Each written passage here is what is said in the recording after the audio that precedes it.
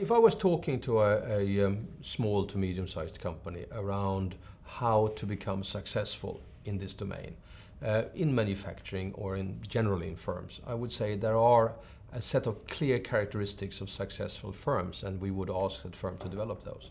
The first thing, of course, is entrepreneurial leadership and setting ambitious goals. If you don't ask for a lot, you don't get a lot.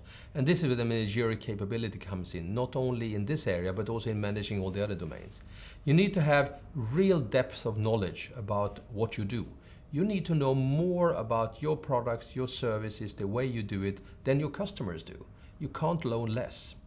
You need to have total focus. You need to really focus on a niche-oriented, very narrow type area. Otherwise, you can't develop that depth of knowledge around this type of area.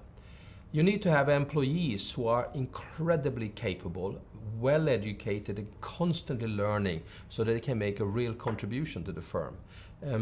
In the European manufacturing belt, we tend to have an unarticulated mutual contract between employer and employee. And if I'm going to articulate it, I would say very clearly, it goes something like that.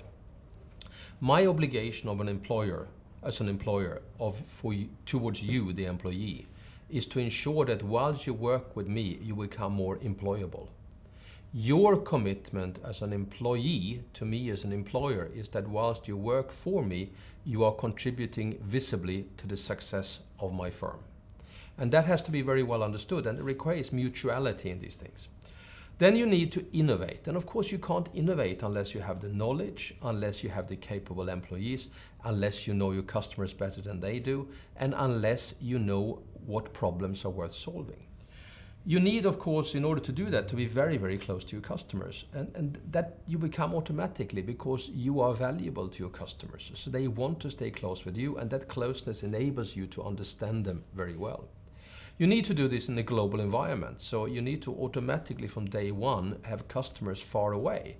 And there is no excuse here. I tend to hear here that you don't want to travel and it's very far away.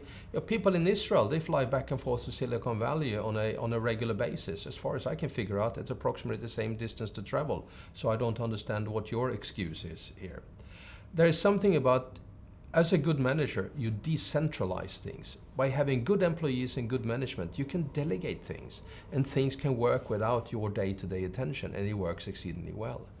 You have high performance, high quality product, service, system offerings. In other words, mixtures of products, services, and solutions. They really work. They work every time, they work the same way all the time, and they are very valuable for your customers. And you work in close partnerships with really good research institutes and really good universities who are interested in your success.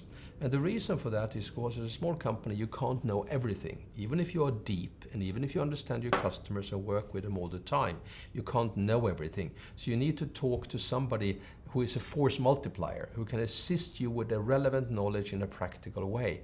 And these type of research institutes are incredibly critical for small firms to be successful.